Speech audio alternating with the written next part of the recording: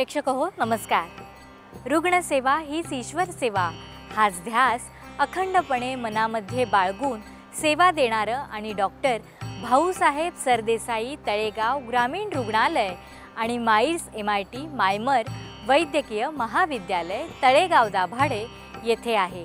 याच प्रांगणात पार पडलेल्या विश्वधर्मी प्राध्यापक डॉक्टर विश्वनाथ कराड सरांच्या संकल्पनेतून साकारलेला हरिपाठ सुश्राव्य कीर्तन प्रवचनांचा विशेष कार्यक्रम या विशेष भागाद्वारे आम्ही आपणासमोर सादर करीत आहोत।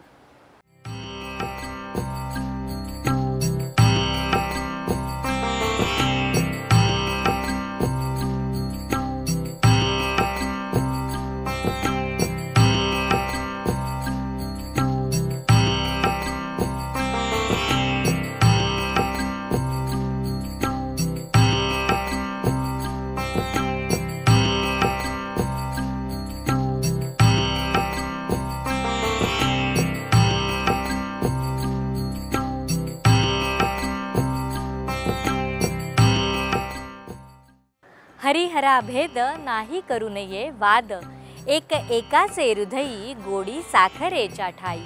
भेद कासी नाड एक वेलांटीच आड, उजवे वाम भाग तुका म्हणे एकचे अंग। ज्यांचे दैवत भगवान शंकर आणि भगवान पांडुरंग आहेत त्या जगद्गुरु तुकोबांचा हा अभंग। हरी म्हणजे विष्णू आणि हर म्हणजे शिव यांच्यामध्ये भेद करून अकारण वाद निर्माण करू नये, कारण ते दोन्ही एकच आहेत। जसे साखर आणि त्याची गोडी, फरक करणाऱ्यांच्या डोळ्याला केवळ एका वेलांटीचाच फरक दिसतो। तुकाराम महाराज म्हणतात, उजवे आणि डावे दोन भाग मात्र एकत्र येऊन त्याचा देह बनतो।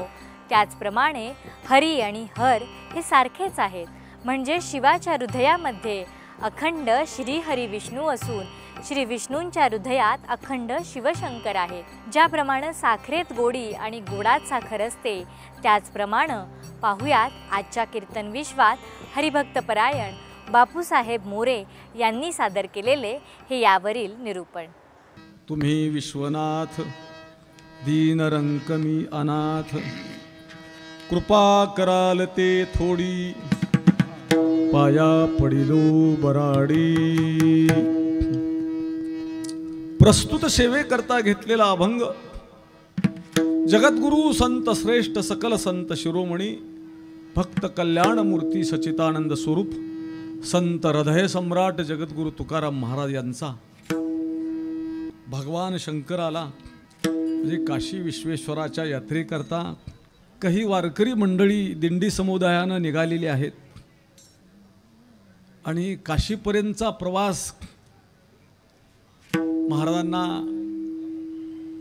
होतोय का नाही याची साशंकता आहे। म्हणून महाराजांनी सुद्धा सांगितले, जव हे सकळ सिद्ध आहे, हात चालाव या पाये तव तू आपले स्वहित पाहे, तीर्थयात्रे जाय चुकू नको। महाराजांची थोडी गलित अवस्था तब्येतीची झालेली आहे आणि महाराजांचं हे आराध्य दैवत आहे भगवान शंकर। भगवान विश्वनाथ भगवान शंकर दोन नावं एकाच देवतेची आहेत आणि तुकोबारांच्या दृष्टीनं ह्या विश्वामध्ये स्वयंभू देवता फक्त दोनच आहेत। एक विश्व व्यापक असणारा पांडुरंग परमात्मा आणि भगवान शंकर, या दोन स्वयंभू देवता आहेत। तुम्ही म्हणाल की स्वयंभू म्हणजे काय, तर या देवतेला आई नाही आणि वडील नाही। भगवान शंकराच्या वडिलाचं नाव सांगा म्हटलं तर ताई सांगता येणार नाही। रामाच्या वडिलाचं नाव म्हटलं तर दशरथ लगेच तुम्ही घेऊ शकाल। भगवान श्रीकृष्ण परमात्माच्या वडिलाचं नावही तुम्ही घेऊ शकाल, पण पांडुरंगाच्या वडिलाचं नाव काय, आईचं नाव काय, भगवान शंकराच्या आईचं नाव काय, वडिलाचं नाव काय, ह्या दोन स्वयंभू देवता आहेत। आणि तुकाराम महाराज म्हणतात, या दोन देवता एकाच नाण्याच्या दोन बाजू आहेत। म्हणून कुणी असं समजायचं नाही की वारकऱ्याचा भगवान शंकराचा काय संबंध आहे, हे शैव संप्रदाय आहेत, हे वैष्णव संप्रदाय आहेत, असं नाही। तर तुकाराम महाराज सांगतात की ह्या दोन देवतेमध्ये भेदच नाही। हरी हरा भेद हरी हरा भेद हरी हरा भेद हरी हरा भेद नाही नका करू वाद नाही नका करू काही नका करू वाद काही नका करू वाद काही नका करू वाद काही नका करू वाद. या दोन देवता अशा आहेत की समग्र आहेत, याच्यात वाद करू नका. तुकाराम महाराज सांगतात, साखर आणि गोडी जसं बाजूला होऊ शकत नाही, एक एकाचे हृदयी. महाराजांचं काय उदाहरण आहे विज्ञानाच्या युगामध्ये सुद्धा. साखर आणि गोडी बाजूला होऊ शकत नाही. एखादा म्हटलं मला साखर पाहिजे पण गोडी नको आहे, आणि एखादा म्हटलं मला गोडी पाहिजे पण त्याच्यात साखर नको आहे, असं होऊ शकत नाही. गोडी म्हटल्यानंतर साखर आली आणि साखर म्हटलं का गोडी आलीच. म्हणून एक एकाचे हृदयी गोडी साखरेचे ठाई. आता तुम्ही भेदच करायला गेला तर भेद किती आहे? एका वेलांटीचा भेद आहे. भेद का शिनाड एक वेलांटीचं आड. ह्याला हर म्हणतो. आता ज्याची प्राणप्रतिष्ठा होतोय त्याला आपण हर म्हणतो, हर हर महादेव. आणि पंढरपूरला आहे त्याला हरी म्हणतो. हर आणि हरी याच्यामध्ये फरक किती आहे? तुकोबाराय म्हटलं, फक्त वेलांटी दिली त्याला. हर आणि हरीला वेलांटी दिली. भेद काशी नाड एक वेलांटीच आड, फक्त वेलांटी आहे. पण दोन देवता इतक्या समग्र आहेत. ध्रुपद सांगतं की गोडी आणि साखर बाजूला होऊ शकत नाही. शेवटला या दोन देवता किती एकरूप आहेत याच्याकरता तिसरा दृष्टांत दिला. संताचे 3 दृष्टांत असतात ताई. पहिल्या दृष्टांताला पर्याय दुसरा असतो, दुसऱ्याला पर्याय म्हणून तिसरा असतो, आणि तिसऱ्याला ते फायनल करतात, पर्याय ठेवत नाहीत. 2 दृष्टांत दिले. साखर आणि गोडी वेगळी होऊ शकत नाही. फरकच करायचा असेल तर वेलांटीच आहे. आणि आणखी एकाग्र किती आहेत तर तुकाराम महाराजांनी एक जिवंत उदाहरण दिलं. मनुष्य म्हटल्यानंतर त्याला 2 अंग असतात. एक अंग उजवं असतं आणि एक डावं असतं. या 2 अंगानं एक मनुष्य होतो. डाव्या अंगानं आणि उजव्या अंगानं जिथं एकत्रित येतात तिथं तो मनुष्य होतो.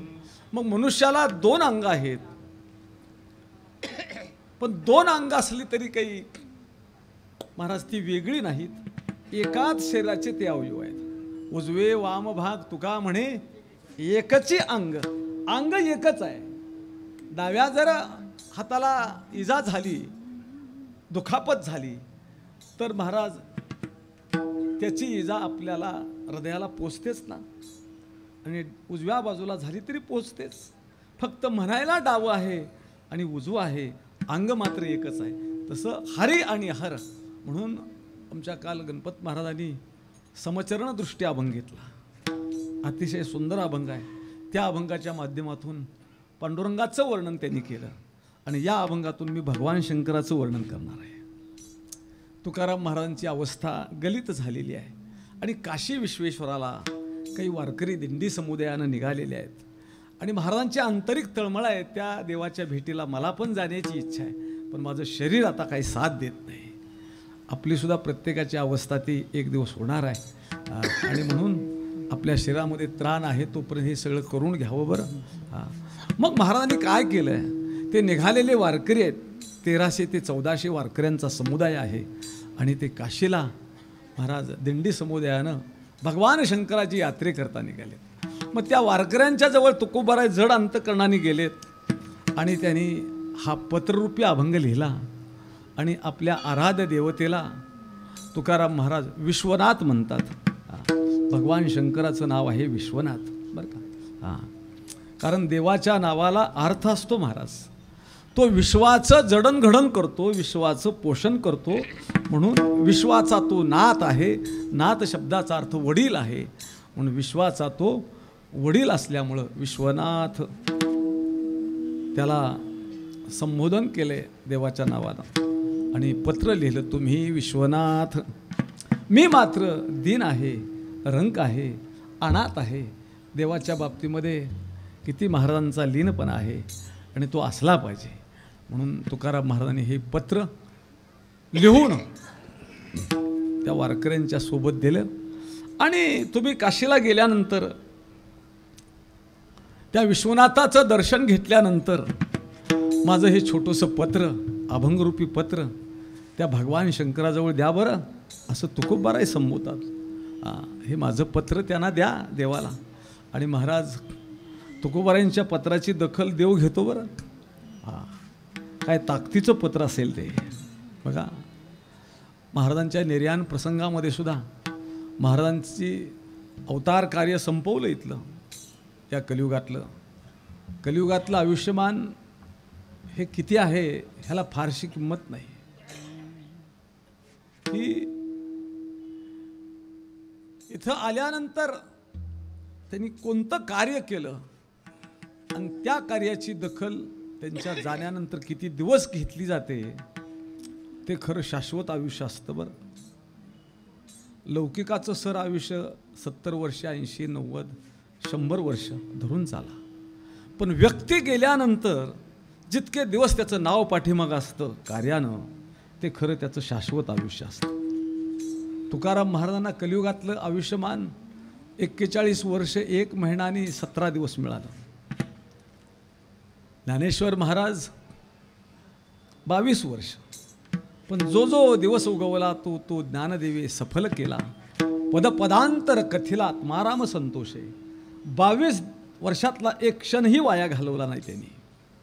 अखंड कार्यरत. म्हणून एखादा म्हणेल त्यांना 22 वर्ष आयुष्य मिळालं. 22 नाही, आत्तापर्यंत त्यांना ताई 750 वर्ष आयुष्य मिळालं. आणि 750 काय, पण जोपर्यंत चंद्रसूर्य आहे तोपर्यंत त्यांचं आयुष्य आहे.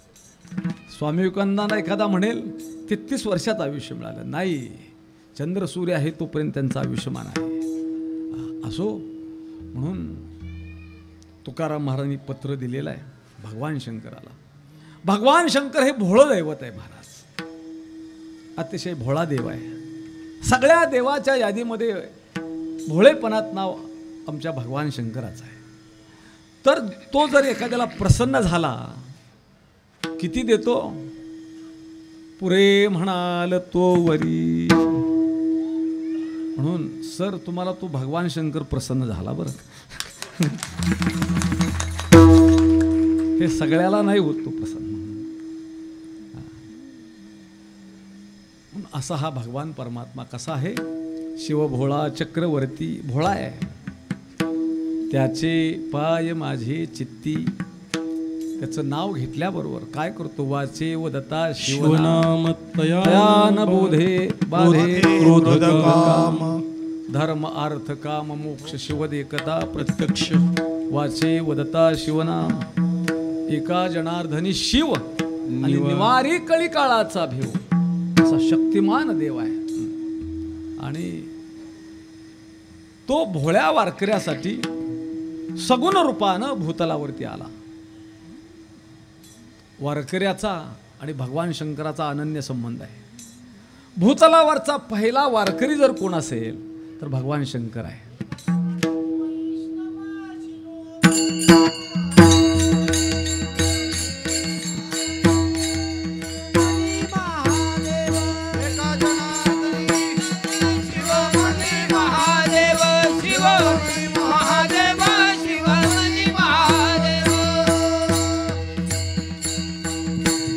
जनार्दनी वैष्णव आणि शिरोमणी महादेव. नाथ महाराज म्हणतात भूतलावरचा तो पहिला आहे, वारकरी आहे.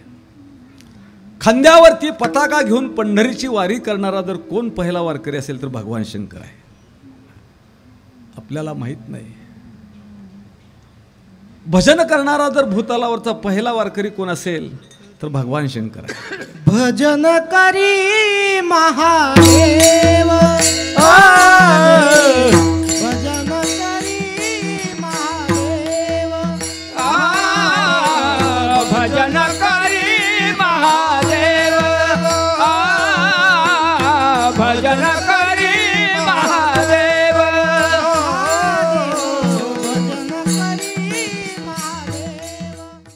कीर्तन विश्वाच्या आजच्या भागात इथेच थांबूयात. भेटूयात पुढच्या भागात. तोपर्यंत रामकृष्ण हरी. पण चांगल्या संस्काराचा, चांगल्या विचाराचा दुष्काळ पडला तर नुसती जनावरं मरत नाहीत, माणसं मरत नाहीत, तर संपूर्ण मानवता मरते. आणि ती मानवता जिवंत ठेवण्याचा विचार आमचं संतांचं साहित्यच करू शकतं, संतांचा विचार करू शकतो.